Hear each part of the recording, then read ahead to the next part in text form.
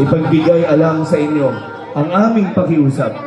Nawa, sa darating na Mayo 12, sa Lunes, sama-sama nyo kaming samahan para maihatid para kayo naman ay aming mapaglingkuran pagkatapos ng halalan.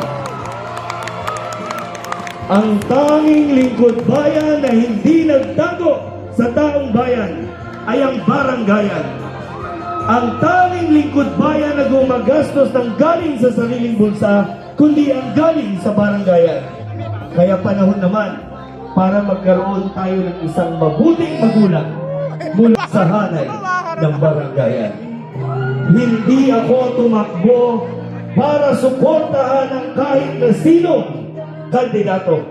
Ako ay tumakbo at tumindig para ipaglaban ang tulad na katulad kong ordinaryo. Muli po, kasama si Konsehal Michael Valderrama, Konsehal Albert Ortega Go.